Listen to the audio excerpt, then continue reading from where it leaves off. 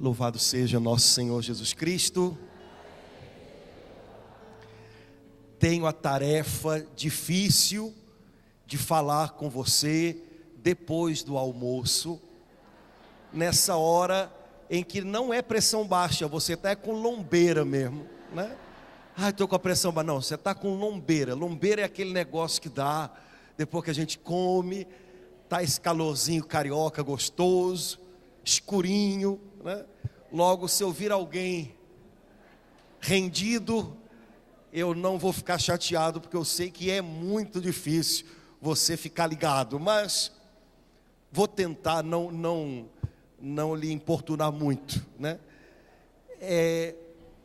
Irmãos, o Papa Francisco, apesar de ter tão pouquinho tempo de Papa ainda, ele já por 3 ou 4 ocasiões teve a chance de conversar com a renovação carismática católica. Por 2 vezes ele participou do encontro nacional da renovação carismática na Itália. Uma outra vez ele participou do Congresso Internacional das Comunidades Carismáticas. Uma outra vez ele participou do Retiro Mundial de Sacerdotes, que foi organizado pelo Escritório Internacional da Renovação Carismática. O Papa Francisco é um amigão da renovação, e de todas as vezes que ele falou diretamente para a gente pôde perceber o quanto ele nos conhece, o quanto ele nos quer bem e o quanto ele tem para nos ensinar. Se você tiver acesso lá na sua casa ao computador, então pede para o neto, né? Vai lá na internet, procura lá os discursos do Papa para a convocação nacional da renovação carismática, para a associação de comunidades carismáticas. Procura, você vai ver que as palavras dele para a gente são palavras de encorajamento, algumas vezes puxão de orelha, a gente precisa, mas ele fala com um amor imenso. Na primeira vez que o Papa se encontrou com a renovação carismática italiana, foi num estádio de futebol lá em Roma. Alguém perguntou ao Papa o que ele esperava da renovação carismática.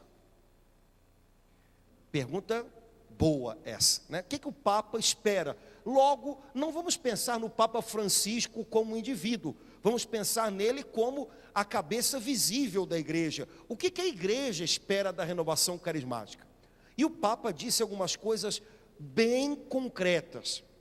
Ele falou que ele espera que nós sejamos pessoas movidas por compaixão pelos mais pobres, por aqueles que não têm ninguém por eles. Vou começar dando para você uma sugestão a respeito de algo que certamente você vive no seu grupo de oração. Quando o Papa diz, sejam pessoas cheias de compaixão, de modo especial por aqueles irmãos mais simples, mais pequenos, antes até da gente pensar em novas frentes de trabalho, que seria bom que a gente pensasse, para estender a mão aos nossos irmãos mais fragilizados, mais machucados pela vida, a gente já pode pensar naqueles que Deus vai mandando para a gente. Então, vou traduzir o que o Papa disse para uma realidade que a gente deve conhecer bem nos nossos grupos. Sejamos pessoas cheias de compaixão por aquelas pessoas pobres, por aquelas pessoas com problemas psíquicos, emocionais, que Deus manda para a gente, e que só no grupo de oração encontram acolhimento, abraço, paciência com as suas loucuras, quantas vezes. Todo mundo aqui, vou fazer uma pergunta, eu vou usar português bem claro, para a gente não ficar sendo politicamente correto, mas todo mundo entender. Todo mundo aqui tem um doidinho no grupo de oração? Levanta a mão. É você o doidinho do grupo de oração? Além de você, certo? Todo mundo aqui tem um doidinho no grupo de oração? Tem? Então, se o Papa está pedindo da gente, sejam pessoas cheias de compaixão, deem o amor de vocês aos mais pobres. Vou falar de um tipo de pobreza que nem sempre se vê, mas é uma pobreza tão sofrida. A pobreza de quem se perdeu dentro de si mesmo. A pobreza de quem enlouqueceu. A pobreza de quem ficou deprimido. A pobreza de quem se tornou difícil para os outros. Não vamos dar lição para ninguém, irmãos. Vamos trazer para a gente. Vamos fazer um compromisso de sermos pessoas que têm mais compaixão com aqueles que Deus coloca na frente da gente. Do jeito que eles são. Certamente não é do jeito que a gente queria. É fato. Algumas dessas pessoas exigem muito da gente. Há momentos em que a gente não sabe como lidar. Há momentos em que é preciso colocar limite. Faz parte, viu? Há momentos em que é preciso dizer não. Mas a gente tem que tomar cuidado para a gente não começar a olhar para pessoas como se elas não fossem pessoas, como se elas fossem trambolhos. A gente pode fazer isso mole, mole. Mole, mole. Senhor, no nosso grupo de oração, ajuda a gente a ter compaixão com quem é difícil. Porque há pessoas a quem servir é uma alegria, mas há pessoas a quem servir é um desafio muito grande. A gente precisa, o Papa pediu isso da gente, a gente precisa ser gente de compaixão. E a renovação carismática, pelo menos até onde eu conheço, tem um talento especial para atrair, acolher e dar suporte para pessoas que têm um tipo de pobreza que é muito doída. Pobreza aqui dentro. Aqui dentro. Se nós formos cegos para isso, Deus vai parar de nos dar. O problema é que se a gente não quiser receber os que Deus tem para nos dar, e a gente só quiser receber os que a gente gostaria de escolher, o risco que a gente corre é da gente ficar sem ninguém. Então, pessoas cheias de compaixão, é o que o Papa pede da gente. Pessoas com compaixão por aqueles que são mais fracos, mais pobres, de um tipo de pobreza, no nosso caso, que não é só material, que é íntimo, que é psíquico, que é emocional. As nossas cidades grandes estão cheias de pessoas assim, adoecidas na alma. Essas pessoas batem nos nossos grupos de oração. E a gente vai acolhê-las como? Como trambolhos? Será que é por aí? Segunda coisa que o Papa pediu, e que eu tenho certeza que não é o que a gente gostaria que ele pedisse. Vejam, irmãos, servir a Deus do jeito que a gente quer é mole. Servir a Deus do jeito que Ele quer ser servido é outra história. Então o Papa pediu coisas para a gente que nem sempre é o que a gente quer dar. Mas a gente tem que aprender a querer dar o que Deus quer receber da gente. E pela voz do Papa, a primeira coisa que ele nos pediu é compaixão pelos mais pobres. Lembrei aqui um tipo de pobreza que às vezes não é visível, mas que é real e que é sofrido demais. Pobreza aqui, aqui. E nos nossos grupos, pelo Ibope que a gente fez aqui ainda agora, todos nós temos irmãos para acolher assim. Segunda coisa que o Papa pediu: eu espero da renovação carismática que vocês sejam pessoas que se tornem nas mãos de Deus instrumento para a unidade entre os cristãos. Mas Papa, a gente aprendeu que carismático é aquele pessoal que detona todo mundo que não é católico. E o Papa está dizendo, não, eu não queria que vocês detonassem não, eu queria que vocês estendessem a mão e dissessem, irmãos, nós amamos vocês. Veja, eu sei que nos últimos anos não foi isso que ensinaram para você. Eu queria dizer que ensinaram errado. Porque o que a igreja pede é que ao invés de olhar para aqueles que não são católicos como se nada fosse, a gente olhasse, apesar de todos os problemas, com um olhar de irmão, e irmão que dá o primeiro passo. Você vai dizer, mas padre, eles falam da gente. Eu sei, eu não sou surdo, eu sei que eles falam. Mas eles batem, eu sei, mas espera aí, esse negócio de ser do jeito de Jesus, isso funciona até quando? Porque me parece que Jesus disse umas coisas que não seriam, por exemplo, a gente responder agressão com agressão. Na Bíblia não me dá a impressão de que Jesus peça que a gente responda agressão com agressão. Na minha Bíblia parece que tem outras coisas. Essa história de seguir Jesus vai até onde? O Papa pediu da renovação carismática: sejam instrumentos de unidade e de reconciliação. Cabe a nós perguntar se a gente tem querido ser isso. E se a gente não tem querido, a gente conversar com Deus. Senhor, o Papa está me pedindo uma coisa, mas eu aprendi diferente, eu aprendi o contrário disso. Então agora o senhor tem que dar um jeito para consertar aqui dentro, está tudo embolado. Como é que eu aprendi a brigar, eu aprendi a reagir agredindo, eu aprendi a olhar para o outro como se eles não tivessem nada para nos oferecer de bom, tudo está errado. E o Papa agora está dizendo que eu tenho que estender a mão e olhar para eles como meus irmãos. O que eu faço? Fala com Deus, cara. Mexer aqui dentro é prioridade absoluta dele, ninguém mexe, só ele. Então explica para ele a situação. Embolou o meio de campo, Senhor. Até semana passada eu sabia o que fazer: falar mal, criticar, agredir porque fui agredido, só levantar os pontos negativos do outro. O Papa agora está me falando que eu tenho que aprender a pensar antes de falar, ver o que há de positivo nos irmãos que não são católicos. Ele está me falando para eu fazer o contrário. Senhor, eu não sei fazer desse jeito. Se o Senhor não me ensinar, eu vou continuar não sabendo. Se você rasgar o coração assim, sincero com Deus, Ele vai dar o jeito dele. Agora, aqui dentro, irmãos, só quem mexe é o Espírito Santo. Aqui, o ser humano mexe. Se a gente não tomar cuidado e não tiver o filtro da palavra de Deus sempre aqui, palavras humanas, ensinos humanos podem dar um nó aqui.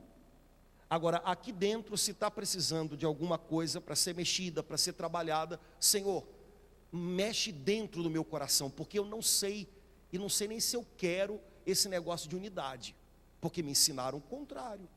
Mas o Papa está dizendo que não sou eu. Se fosse eu, era mole. Você diz, o padre é. Mas é o Papa. Papa é aquela história. É aquele moço de branco que mora lá em Roma e que em princípio fala o que Deus está querendo para a igreja. E nesse caso o que Deus está querendo para a gente. Mas aí o Papa falou o seguinte, e é sobre isso que eu queria chamar a sua atenção.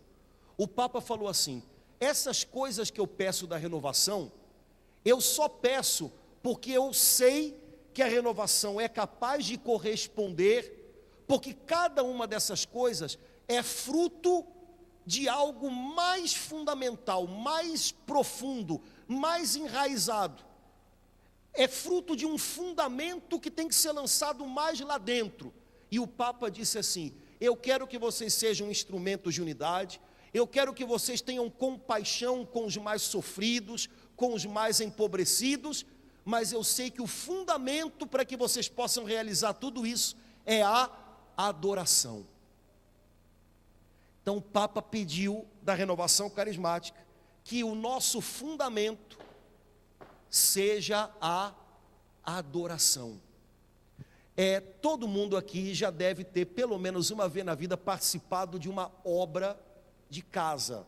Alguém aqui já construiu uma casa, levantou uma casa, casa de praia, essas coisas, não vale puxadinho, desde o começo, casa desde lá de baixo. Já construiu? Beleza.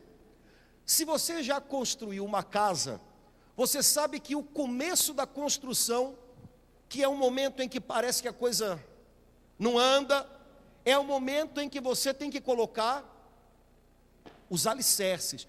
A palavra que o Papa usou foi fundamento. E dependendo do terreno em que você vai construir a casa, o fundamento, o alicerce tem que ser lá embaixo. Lá na nossa paróquia, quando a gente teve que fazer uma determinada obra, a gente teve que fazer uma sondagem do terreno. Aí foi um cara lá com um negócio esquisito e foi enfiando no chão, e foi enfiando.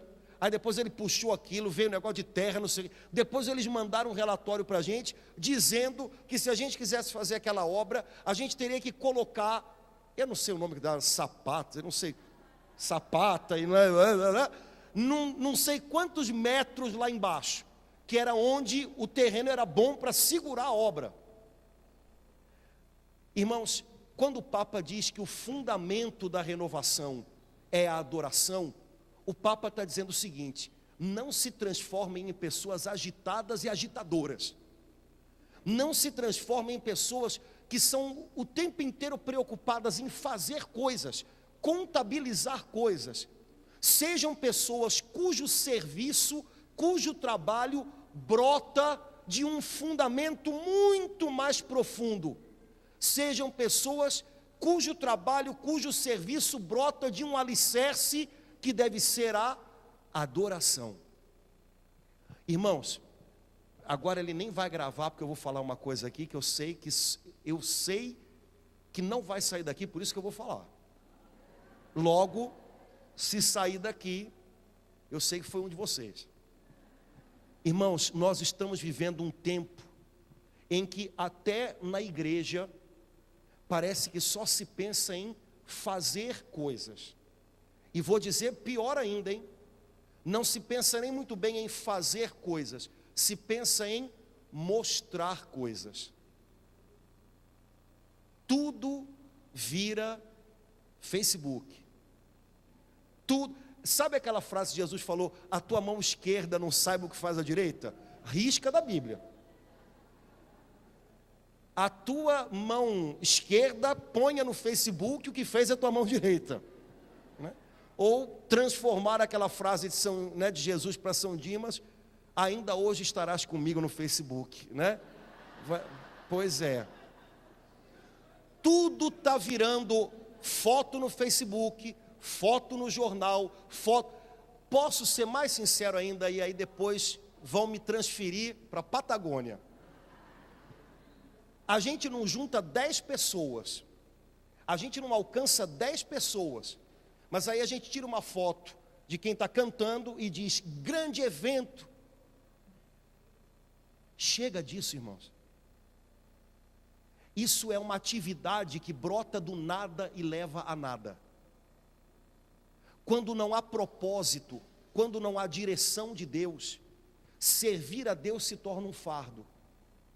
E aí uma coisa que podia ser gostosa de ser vivida, mesmo dando problemas, né? Coisa que atrasa, mas uma coisa que podia ser gostosa de ser vivida, vira um evento. Temos que fazer foto, mostra. Gente, esqueça um pouco isso. Nossas atividades devem brotar de um lugar, da nossa adoração. Quando há direção de Deus para fazer algo, Deus vai à frente. A gente tem que resolver coisas, mas servir a Deus não se torna um fardo, enche a gente de alegria. Quando Deus tem direção para algo, quando há um propósito divino em algo, aquilo acontece e a gente percebe que deixou marcas nas almas, não na internet. Não na internet. Veja, eu não estou dizendo para o pessoal do Ministério de Comunicação não ficar com raiva de mim, né? Que a gente tem que parar de usar esses meios. Mas, gente, vamos usar para coisas melhores do que como reportagem do que a gente consegue ou não consegue fazer. Nosso trabalho, nosso serviço tem que brotar de um lugar mais oculto, mais fundo, mais firme, que é a nossa adoração a Deus. Enquanto a gente adora, Deus dá direção para a gente. Enquanto a gente adora, Deus mostra quais são os próximos passos. E aí a gente adora e da adoração flui um serviço. E aí a gente faz aquilo, os outros são abençoados e a gente também.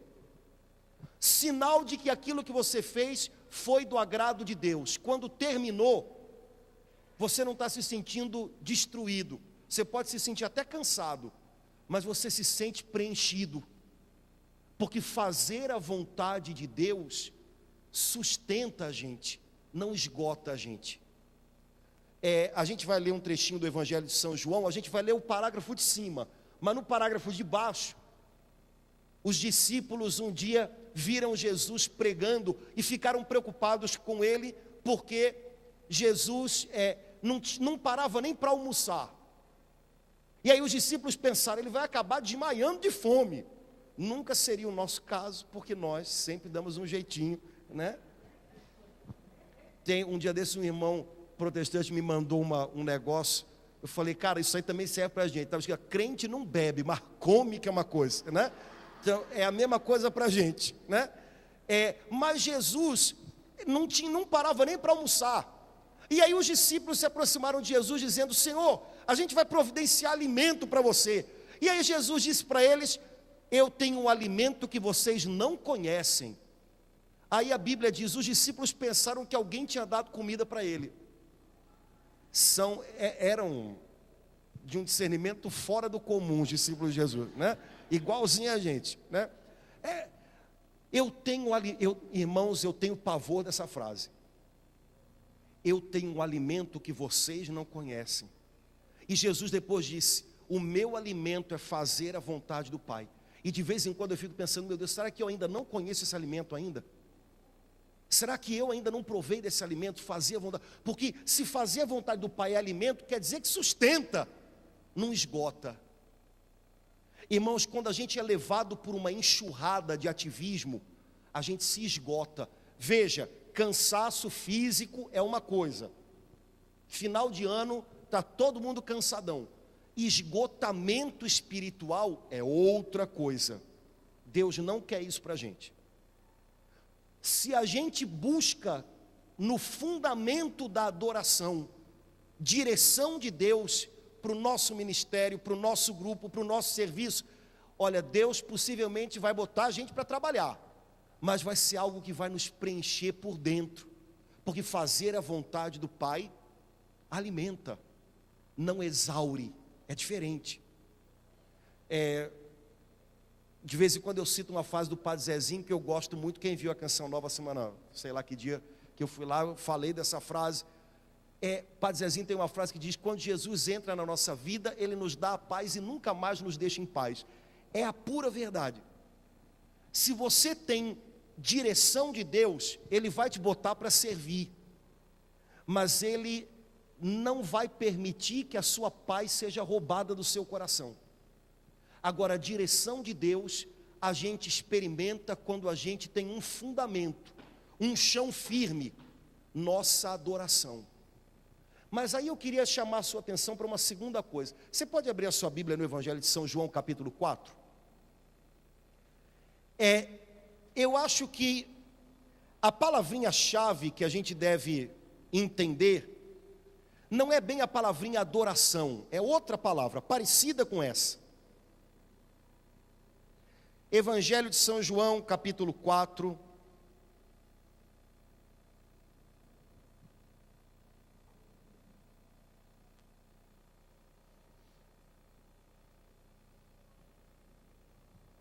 Foi? Dá uma olhadinha. Você conhece bem essa passagem, não conhece? Já pregou isso? Isso aí. Então dá uma olhadinha, a gente vai andar para frente para depois andar para trás de novo. Dá uma olhadinha lá no versículo 23. Jesus está tendo uma conversa com a mulher samaritana, e nessa conversa Jesus faz uma revelação tremenda. Jesus revela que o Pai anda procurando alguma coisa. Ele está procurando, versículo 23, vem a hora e já chegou, em que os verdadeiros adoradores hão de adorar o Pai em espírito e verdade, e são esses adoradores que o Pai procura. Deus procura o que mesmo? adoradores. Deus não procura adoração. Deus procura adoradores. Você vai dizer, padre, é a mesma coisa. Não. Não é não. Vamos retomar a conversa de Jesus com a mulher samaritana? Você conhece bem essa história. Vamos lá. Que horas era quando Jesus se encontrou com ela? Meio-dia. Por que Jesus se encontrou com essa mulher samaritana, de quem a gente não conhece o nome, ao meio-dia? Um horário que na terra de Jesus, como no Rio de Janeiro, é um horário em que a gente podendo, a gente não encontra com ninguém, para não ter que estar na rua. Não é assim? Por que Jesus se encontrou com ela ao meio-dia? Jesus se encontrou com ela onde? No poço de Jacó.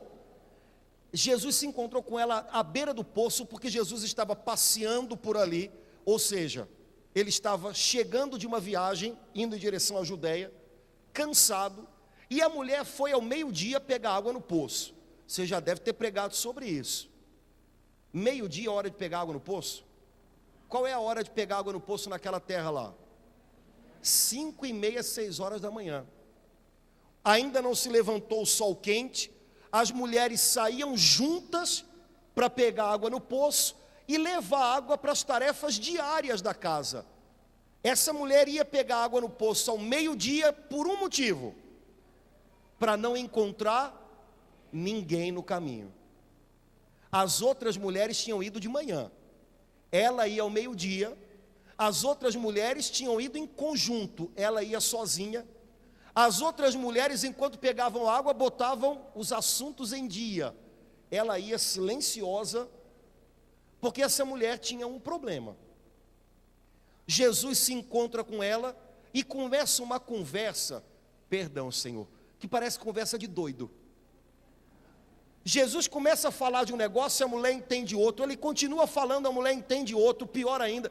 E parece que eles nunca se encontram, conversas em paralelo, que nem acontece com a gente.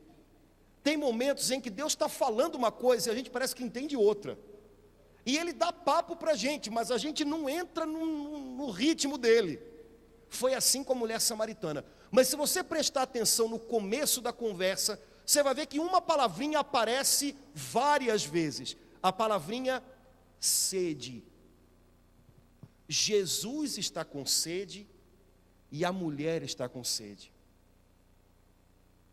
Parece que faltou água ali. Vocês sabem o que é sentir sede de verdade? Sabe aquele salmo que diz: se um dia eu me esquecer de Jerusalém, que se colhe a minha língua ao céu da boca? Isso é sede. Agora, irmãos, vocês sabem que a gente não tem sede só aqui, né? Como a gente não tem fome só aqui. A gente tem uma sede, uma fome, que são muito mais devoradoras aqui, ó. Jesus, na verdade, queria que aquela mulher entendesse que a sede da qual ele estava falando era a sede que ela carregava aqui. Sabe quando é que Jesus consegue fazer a mulher começar a entender isso? Quando Jesus diz para ela assim: olha só, para a gente continuar a conversa, vai na tua casa e chama. E a mulher diz: não tenho marido. E Jesus diz: é verdade, você já teve, e o que está agora contigo devia ser de outra.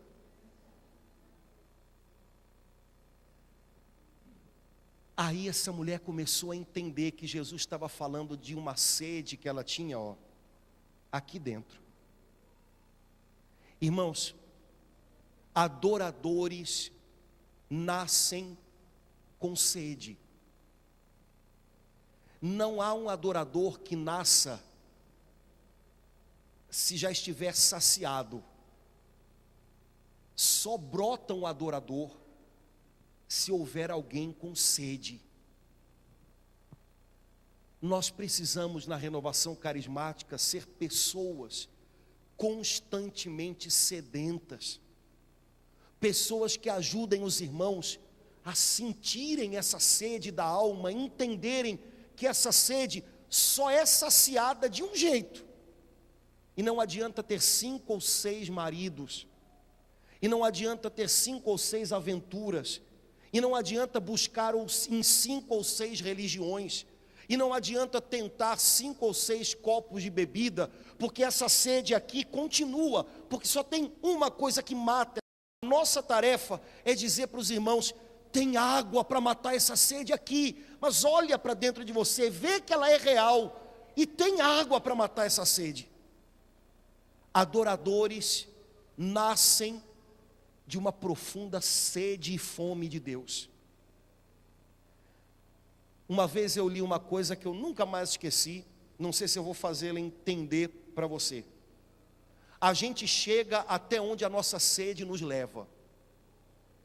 A gente chega até onde a nossa fome nos leva. Uma pessoa, quando já está saciada, como você agora depois do almoço, o que acontece? Dá aquele peso, o corpo se entrega e a pessoa se acomoda, dorme. Enquanto a gente tem sede e fome, a gente busca. Você chega até onde a sua sede e a sua fome levam você. Se você deixar de ter sede ou fome, você para. A gente tem que continuar tendo sede e fome aqui. Senhor, a minha sede e a minha fome são sede e fome de Ti. Eu te quero mais, eu quero te conhecer mais, eu quero saber quem o Senhor é. Ontem eu estava ouvindo uma música de um grupo lá de Belo Horizonte, que dizia: Senhor, Tu és a água viva, eu já tenho a água, mas agora me dá sede. Senhor, Tu és o pão vivo descido do céu, eu já tenho o pão, mas agora me dá a fome. Irmãos, há 2000 anos, há um rio de água viva que não seca, descendo do céu sobre a terra. Há 2000 anos. Esse rio foi aberto quando o soldado rasgou o lado de Jesus, e do lado aberto de Jesus na cruz, jorrou sangue e água. Há 2000 anos. Mas há pessoas sedentas que bebem desse rio, e há pessoas sedentas que não entendem a sua sede, que não buscam esse rio e morrem à míngua. Que tipo de pessoa nós temos sido?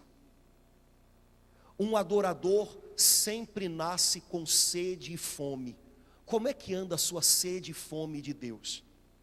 Veja, você vai me dizer: ah, padre, eu vou lá no grupo de oração, eu vou à missa. Olha só, entendo. Só que uma pessoa pode perder a sede e a fome de Deus, e a última coisa que ela vai deixar de fazer é ir ao grupo de oração e à missa. Porque a gente tem outras motivações para fazer isso também. Amigos que a gente conhece, a responsabilidade que a gente tem, eu faço parte do núcleo do grupo, eu tenho que ir. Quando a gente perde a sede e a fome, a gente pode continuar meses indo no grupo de oração, mas sabe o que a gente vai parar de fazer logo? Parar de orar sozinho, parar de ler a palavra, parar de louvar quando está sozinho. Isso a gente vai parar logo, porque isso só faz quem mantém a sede e a fome aqui dentro. Como tem sido a sua sede e fome de Deus?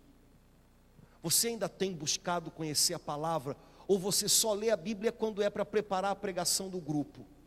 Não pode, meu irmão, não precisa ser assim. Você tem orado a sós com o Senhor? Você tem batido seus papos com Ele com constância? Como é que tem sido sua fome e sede de Deus? Jesus se revela a quem tem sede. Agora, a segunda coisa importante: quando Jesus disse para a dona: traz o teu marido, e ela disse: eu não tenho marido, e Jesus disse: é verdade, você já teve 5, e o que você tem agora não é teu. Lá no finalzinho do Evangelho, São João diz assim: a mulher samaritana foi para a sua cidade chamada Sicar, e ela começou a dizer para as pessoas que tinha encontrado Jesus. Se você já pregou essa passagem, você lembra como é que foi a maneira dela falar para os outros: venham ver, eu encontrei um homem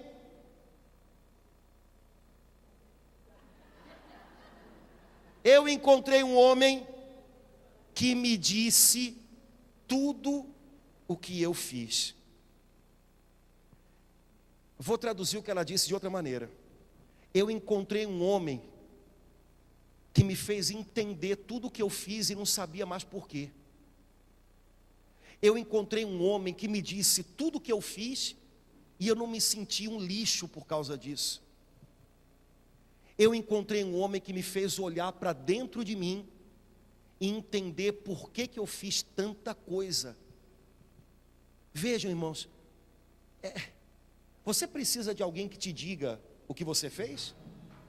Precisa. Eu também preciso. A samaritana precisou, por que vocês acham que a gente não vai precisar?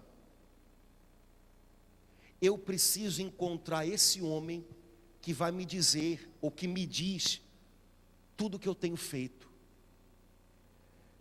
Porque é só quando ele me diz que brota no meu coração uma outra coisa que caracteriza um adorador. Não uma pessoa que faz adoração, um adorador, uma pessoa transformada pela adoração.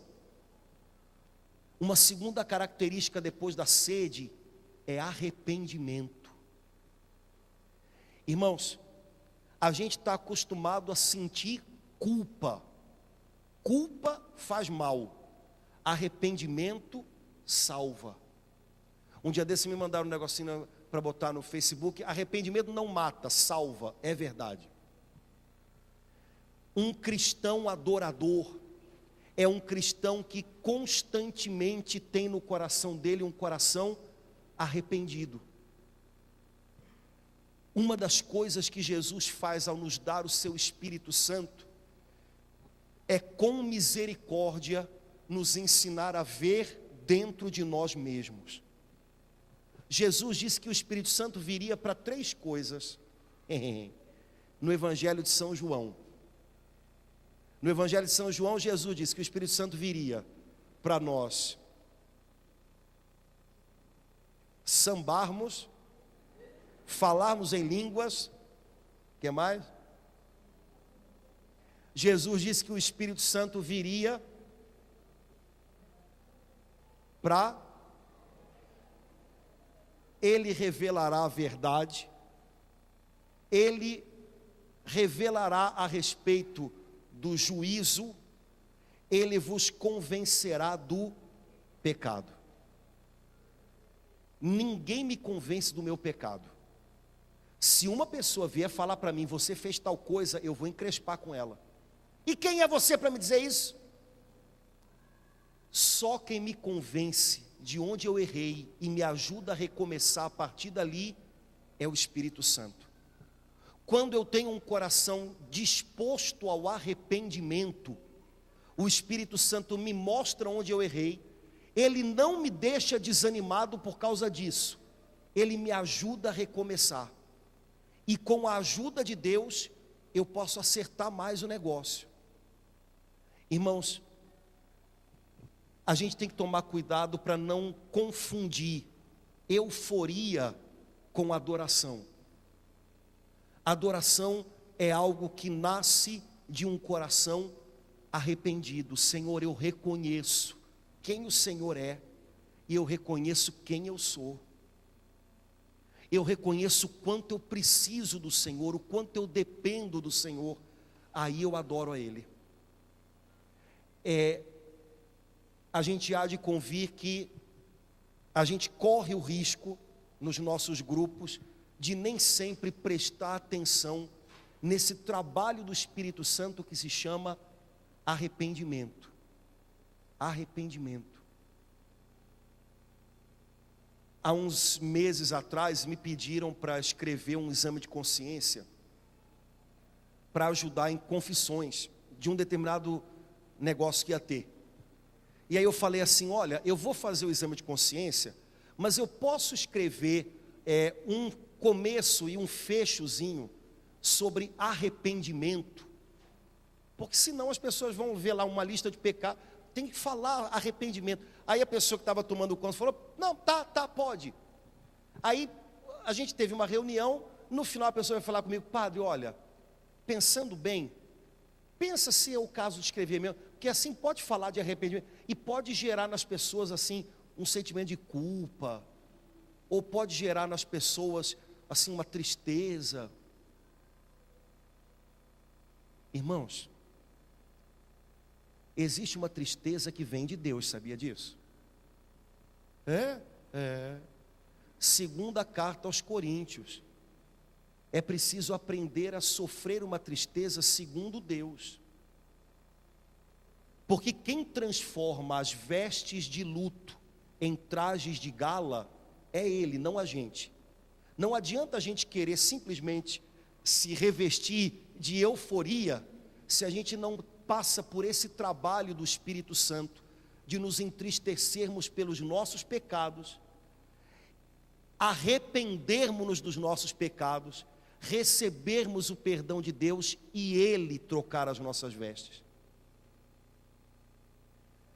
Há uns estereótipos que eu acho que a gente podia tirar do nosso meio com relação à renovação e que a gente às vezes alimenta. Primeiro estereótipo: a gente é doidinho, mas a gente é doidinho de Jesus. Eu não sou doido, você é?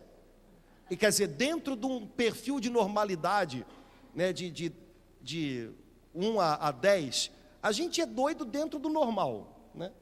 Mas sabe que esse tipo de fala dá a impressão de quê? Somos pessoas que não têm bom senso. Ah, mas passa, porque a gente é de Jesus.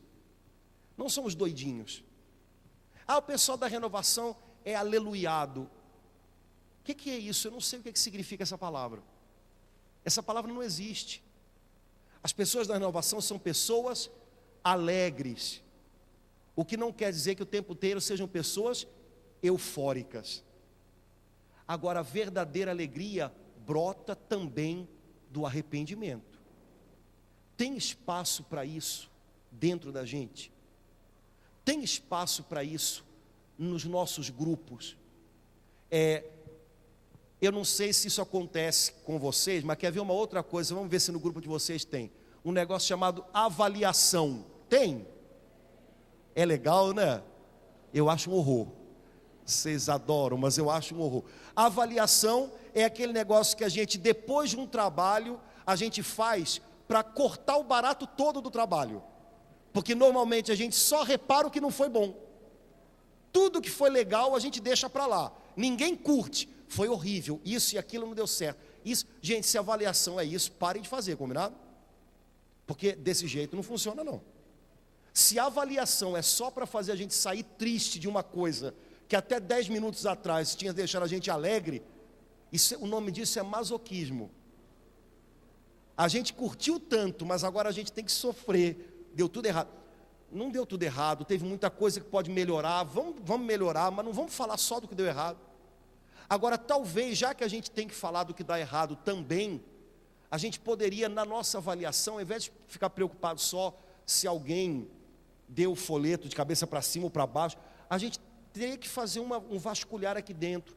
Houve algum momento em que a gente deixou de ouvir a Deus?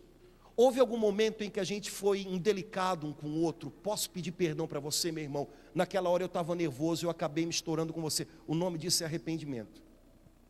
Não é a avaliação do folheto, é a avaliação do meu coração. Porque na obra de Deus o que importa, irmãos, é com que coração as coisas são feitas. Você pode entregar o folheto até torto, mas se você entrega com o coração direito, funciona. De repente, nas nossas avaliações em grupo, a gente podia pedir ao Senhor isso. Senhor, dá para a gente um coração arrependido, para que na hora de avaliar, a gente dizer, olha, o irmão fez um negócio, mas não ficou muito legal não. A gente diga assim, eu peço perdão para os irmãos, porque eu acho que numa determinada hora eu fui grosseiro, porque eu estava nervoso. Eu acabei me deixando levar e disse uma coisa que não havia necessidade. Olha, essa avaliação é legal, hein? Arrependimento, irmãos. Arrependimento ajuda a gente a mudar para melhor. Sentimento de culpa não, sentimento de culpa joga a gente para baixo. Um adorador é alguém que constantemente tem coração arrependido. Mas aí Jesus disse para a samaritana que ela tinha um marido que não era dela. Qual foi o papo que a samaritana puxou mesmo? Você já pregou sobre isso. O que ela perguntou para Jesus? Primeiro ela deu uma puxada de saco básica. Como é que foi? Vejo que tu és profeta. Melhor maneira de você enrolar alguém, né? Faz um elogio, né assim? Ou Jesus, vejo que você sabe das coisas. Mas aí ela jogou um papo para cima de Jesus. Os nossos pais samaritanos dizem que a gente tem que adorar no Monte Garizim. Os judeus dizem que a gente tem que adorar em Jerusalém. Onde é que a gente tem que adorar? Olha o que essa samaritana fez, vê se é parecido com o que a gente faz. Jesus começou a falar da sede do coração dela. Mulher, você já arranjou 6 homens, não resolve nada da tua vida. E aí a mulher, para tentar escapulir, jogou que assunto? Onde é que tem que se adorar a Deus? Em Jerusalém ou no Monte Garizim? Todo mundo aqui deve conhecer alguém na sua família que é o famoso estudioso de religiões. Você conhece alguém assim? Que você diz assim, fulano já estudou tudo que é religião, e você ainda diz assim, ele conhece mais da Bíblia do que eu. E eu vou dizer para você, para com isso, conhece nada. Conhece nada. Irmãos, uma boa maneira da gente não ter que olhar para dentro, é a gente dizer que conhece um monte de coisas, de um monte de religião, e aí vamos discutir o assunto. Normalmente o assunto é assim, quando chegam perto de mim, padre, mas eu queria saber mesmo de uma coisa. Olha só, quando você começa a falar alguma coisa que mexe com a pessoa e ela não quer ser mexida, ela vem com um papo furado. Padre, queria saber de uma coisa. Por que padre não casa? Mas peraí, meu amigo, eu estava conversando com você sobre as suas... Por que padre não casa? Eu não sei por que padre não casa, mas se você... Sei lá, cara, eu lamento informar. Se está interessado, não quero nada contigo não. Sai para lá, né? Sai para lá, vai, pula fora. Estou afim disso não. Conversa é essa. E a pessoa começa com um papo que é sobre coisa nenhuma. Porque a melhor coisa que tem é a gente começar a discutir sobre coisas que não vão mexer com a gente. Todo mundo tem problemas para solução para problemas de fora, né, irmão? Quem é aqui que não tem solução para os problemas da sua paróquia, da sua igreja? Todo mundo tem, você tem. Só o seu padre é que não sabe, mas você sabe de tudo para resolver os problemas da sua igreja. Não é assim? Uma vez perguntaram para Madre Teresa de Calcutá, Madre Teresa de Calcutá, se a senhora pudesse mudar alguma coisa na igreja hoje, o que é que a senhora mudaria? E ela respondeu, eu. Eita, isso é uma mulher que tem coração adorador. Porque ela sabe que o tempo inteiro o assunto tem a ver com isso aqui, ó. Como é que eu estou diante de Deus? Irmãos, ter solução para todos os problemas da paróquia é mole quando a gente não é o padre. A mulher samaritana fez isso. Jesus, onde é que a gente vai adorar? Em Jerusalém ou no Monte Garizim? E aí Jesus traz o problema de novo para perto. Mulher, adoração Deus já tem, lá em Jerusalém e aqui no Monte Garizim. No Monte Garizim os samaritanos ficavam batem até hoje. Tum, tum, tum, tambor, ficam dançando lá em cima para adorar a Deus. Em Jerusalém, matavam bicho o dia inteiro no templo para adorar a Deus. Era uma enxurrada de sangue para adorar a Deus. Deus tinha adoração no Monte Garizim com sambinha. Deus tinha adoração no Monte Sião com churrasco. E aí a pergunta é, Deus está procurando adoração? Não, porque Ele já tem adoração. Deus está procurando adoradores. É diferente. Irmãos, pode haver adoração sem adoradores. Isaías tinha dito, e Jesus repetiu, uma palavra vinda de Deus: esse povo me honra com os, mas o seu está. Isso é adoração sem adoradores. Agora, verdadeiros adoradores oferecem a Deus constantemente adoração. Mas é uma adoração desejada por Deus. Porque no fundo, Deus não procura coisas. Deus procura corações, gente, adoradores. Nossos grupos de oração têm que ser escolas de adoradores. Escolas onde os irmãos que vão para lá aprendem que eles podem transformar a vida deles em adoração. Escolas onde os irmãos vão aprender a buscar a água viva, a única que mata a sede do coração do homem. E enquanto a gente vive, a gente continua buscando, e isso faz de nós adoradores. Um adorador é um constante buscador de Deus. Eu quero mais o Senhor, eu quero conhecer mais o Senhor, eu quero entender o que o Senhor quer de mim. Esse é um adorador. Lá na paróquia a gente costuma dizer que um exemplo de adorador é o apóstolo Paulo. Lembra como é que começou a história de Paulo? Terminou a de Saulo e começou a de Paulo. Saulo, cavalo branco, indo para Damasco, sabendo direitinho o que queria. De repente, já perto de entrar na cidade, a Bíblia diz que abriu-se o céu e veio ao encontro dele numa luz, Jesus Cristo. O que aconteceu com o homem? Caiu do cavalo. Dia 25 de janeiro, qual é a festa que a gente comemora? Conversão do apóstolo São Paulo. No dia 25 de janeiro, a gente comemora o dia em que São Paulo caiu do cavalo. Olha que maravilha, uma festa para comemorar o dia que um cara caiu do cavalo. Vai ter festa um dia para comemorar o dia em que a gente caiu do cavalo, vai ter, né? Ele caiu do cavalo, e quando a gente cai de um cavalo, a gente vai parar onde, irmãos? No chão. Você só tem 2 lugares para onde olhar. Se você cair de bruços, você olha para a terra que está ali no teu nariz. Se você cair para cima, você olha. E aí Saulo fez 2 perguntas. As perguntas que norteiam a vida de um adorador. Senhor, quem tu és que queres que eu faça? Um adorador é alguém que não apresenta a Deus adorações. É alguém que apresenta a Deus um coração sedento, um coração arrependido, um coração desejoso, um coração necessitado, um coração a quem Jesus se revela. Um adorador é alguém que descobre que ter coração de adorador é ter coração de servo. Senhor, que queres que eu faça? Do teu jeito eu quero fazer. Um adorador é alguém transformado em adoração. Eu queria deixar isso bem batidinho, porque em nenhum momento aqui eu estou falando sobre formas de oração, de adoração. Isso pode ficar para outro dia. O que entra num momento de oração, de adoração? O que talvez não precise entrar? A gente pode um dia conversar sobre isso. Mas para um dia conversar sobre isso, em primeiro lugar a gente tem que chegar num acordo. Deus não quer simplesmente momentos de adoração. Deus quer filhos adoradores. Enquanto a gente não entender isso, a gente vai multiplicar os momentos de adoração, mas a gente não vai transformar, por exemplo, os nossos grupos de oração em escolas de adoradores. As pessoas têm que sair do grupo de oração sabendo como adorar a Deus em todo lugar.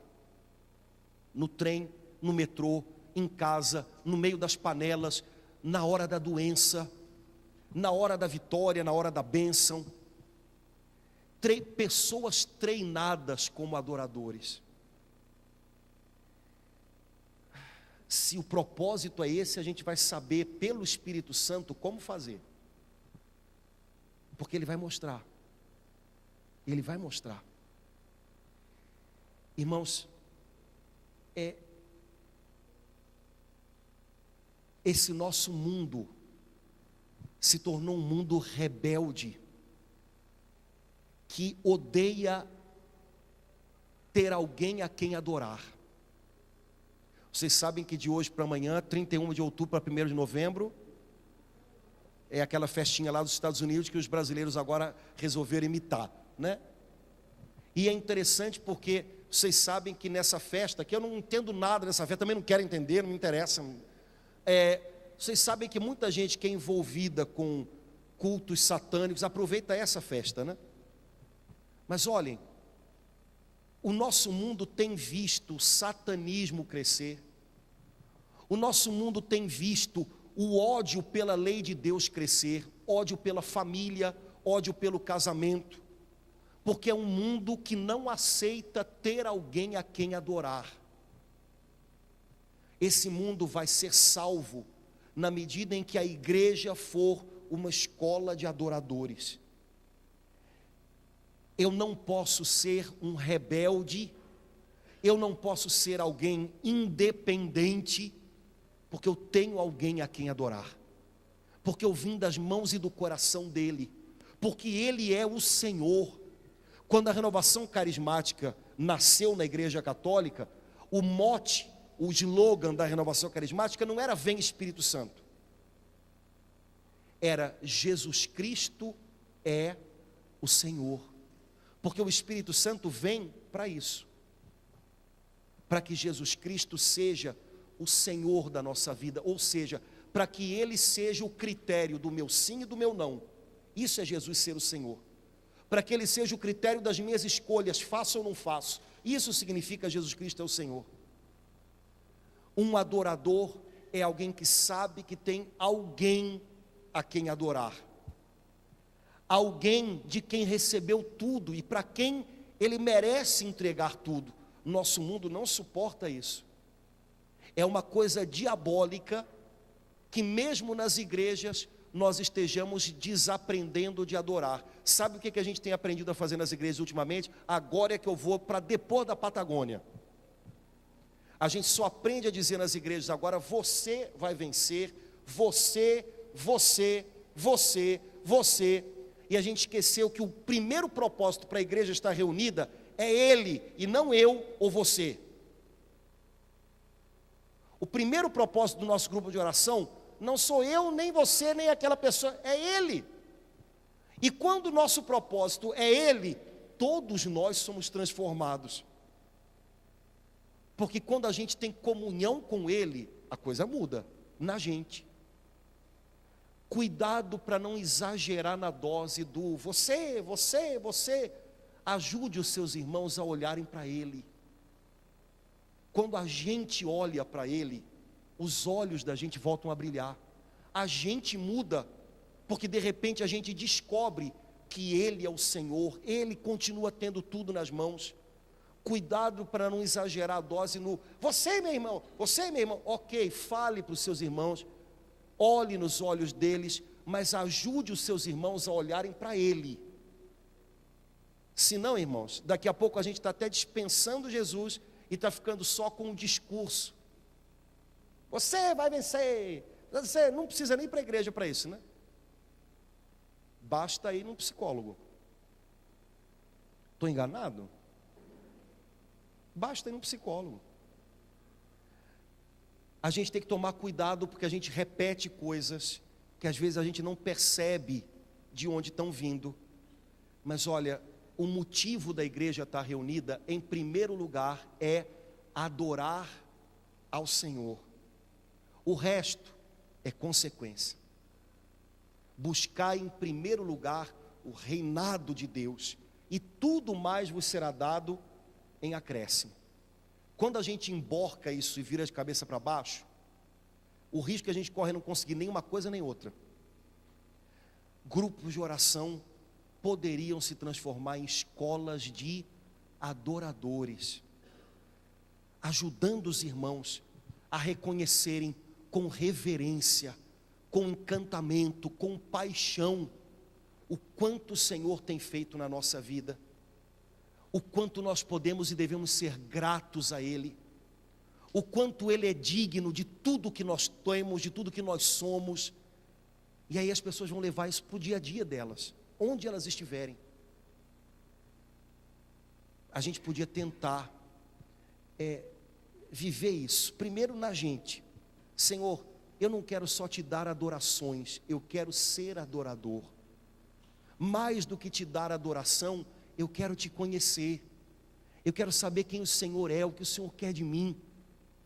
Eu quero ser um filho adorador, não alguém distante que de vez em quando adora, um filho adorador. Eu quero ter essa comunhão contigo. E aí a gente vai ajudar os irmãos a olharem para Ele também. Todo mundo aqui já deve ter feito essa experiência. Vamos ficando de pé para você acordar, porque aí eu vou terminar, porque senão você vai me jogar uma pedra daqui a pouco. Acorda um pouquinho, levanta o seu irmão. Todo mundo aqui já deve ter feito uma experiência.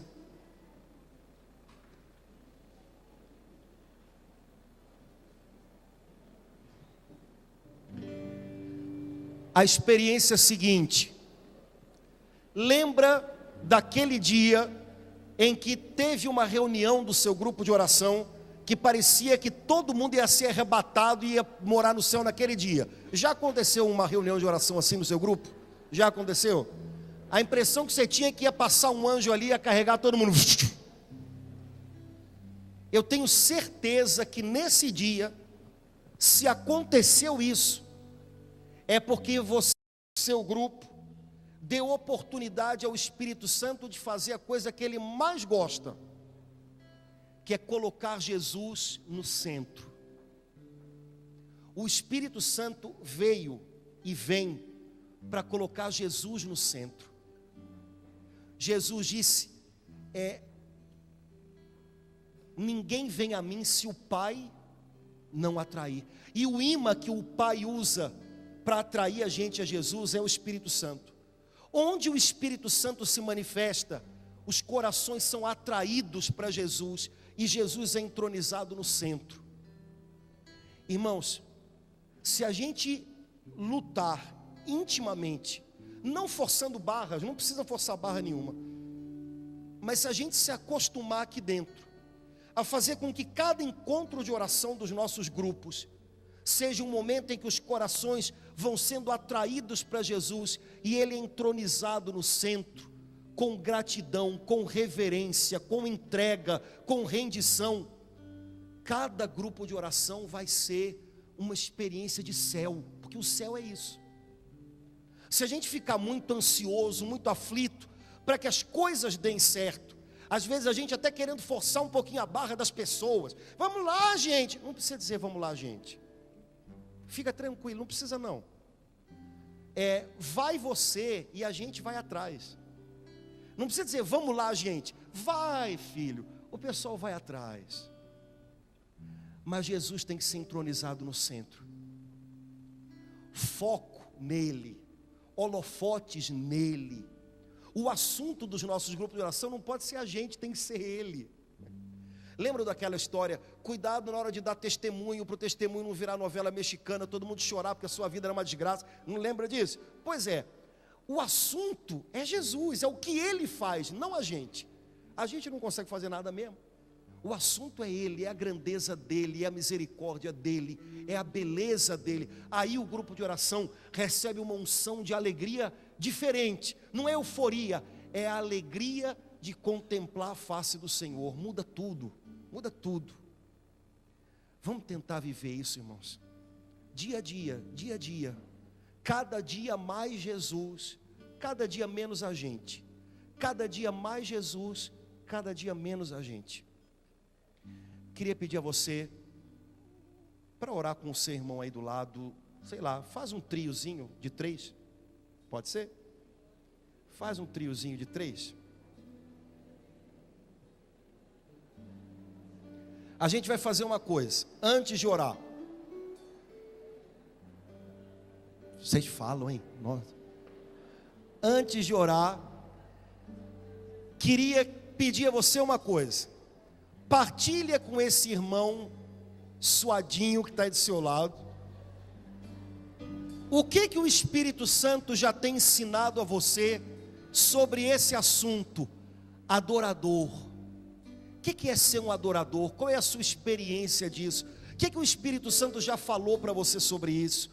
Eu acho que mais do que eu falando aqui, ia ser muito lindo se você partilhasse com o seu irmão o que Deus já tem ensinado para você sobre esse assunto. O que você já viveu disso? Então eu vou dar 1 minutinho e meio, 30 segundos para cada um, para você partilhar com o seu irmão o que o Espírito Santo já revelou para você sobre isso. O que é ser um adorador? O que é experimentar uma vida de adorador? 1 minutinho e meio, o mais corajoso começa, depois os outros vão atrás, vamos lá? Irmãos, a gente costuma imaginar que adoração tem a ver com orações cumpridas, tem a ver com música bonita, Há alguns anos atrás, a gente teve uma experiência lá na nossa paróquia que a gente não esqueceu. Já contei isso, mas estou ficando velho, a gente repete, né? Na Semana Santa, lá na nossa paróquia, a gente no domingo de Ramos tem uma procissão que é cumprida, que emenda com a missa. E alguns anos atrás houve uma irmã da nossa comunidade que teve câncer. E ela ficou muito mal por causa desse câncer. E ela fez uma quimioterapia difícil, mas ela foi se recuperando e pôde voltar para a igreja. E voltou justamente num domingo de Ramos. E aí ela fez a procissão junto com todo mundo, conseguiu. Começou a participar da missa com aquele evangelho cumprido. E aí houve a pregação depois do evangelho. E essa irmã estava participando. E aí quando foi terminar a pregação, a gente foi fazer uma oração e cantar uma música. E a gente lá na paróquia nesse tempo cantava muito uma música. Só que na hora que a gente começou a orar, essa irmã começou a passar mal. E ela caiu no chão, passando mal. E algumas pessoas da igreja pegaram ela. Ela teve que continuar deitada, a gente não sabia o que estava vendo. E a gente continuou cantando, e as pessoas cuidando dela. E ela vomitou algumas vezes. E aí depois uma jovenzinha da paróquia, que veio cuidar dela, veio falar para mim, que tinha ficado muito edificada com essa irmã, porque a música que a gente estava cantando, a letra dela diz assim num determinado momento: e mesmo quando eu chorar, as minhas lágrimas serão para regar a minha fé e consolar meu coração. Pois o que chora aos pés da cruz, clamando em nome de Jesus, alcançará de ti, Senhor, misericórdia, graça e luz. E essa jovenzinha disse: padre, a gente levou ela para o lado e ela estava branca. E ela começou a vomitar, mas o pessoal cantando, ela não parava de cantar. Mesmo vomitando, mesmo pálida, ela continuou cantando. Ela fechou o olho e continuou cantando. E aí essa jovem que era do Ministério de Música da paróquia, é até hoje, ela disse: eu tenho certeza que o canto dela rasgou muito mais alto o céu do que o barulho que a gente estava fazendo, porque ela deu para Deus, essa jovem falou, o sacrifício de louvor dela. Irmãos, a adoração não tem a ver com música ou orações cumpridas. A adoração tem a ver com um louvor que às vezes sai de um coração arrebentado. Sacrifício de louvor. Louvor de um coração sacrificado, mas um coração rendido, confiante, sedento, entregue. Coração adorador. Coração que de verdade está rendido nas mãos de Deus. O assunto da adoração é sempre um só, não é a gente, é Jesus. Mesmo as minhas lágrimas são para Ele, tudo é para Ele, tudo é para Ele, nada se perde porque tudo é para Ele. Vocês servos sabem disso melhor do que eu. Há dias em que a gente chega no grupo de oração para servir aos irmãos e a gente pede a Deus para dar forças para a gente, porque a gente não sabe de onde tirar forças para dizer uma palavra ou para dar um sorriso, quando a vontade que a gente tinha de estar era de estar afundado na cama da gente depressivo. Mas a gente está lá para servir aqueles irmãos. E aí quando a gente canta e quando a gente faz aquele louvor no grupo, a gente tem aquela sensação de estar revivendo, porque a gente está dando para Deus o nosso sacrifício de louvor, porque a gente está sendo capaz de esquecer um pouco da gente para olhar para Ele. Isso é adoração de um adorador. Isso cura tudo. Isso ressuscita a gente. Nossos grupos de oração têm que ser lugares onde a gente é ressuscitado por adorar. a gente tira os olhos da fraqueza da gente e olha para a força de Jesus, e de repente a gente ressuscita. Quantas vezes isso já aconteceu com você? Ajuda os teus irmãos a viverem isso também.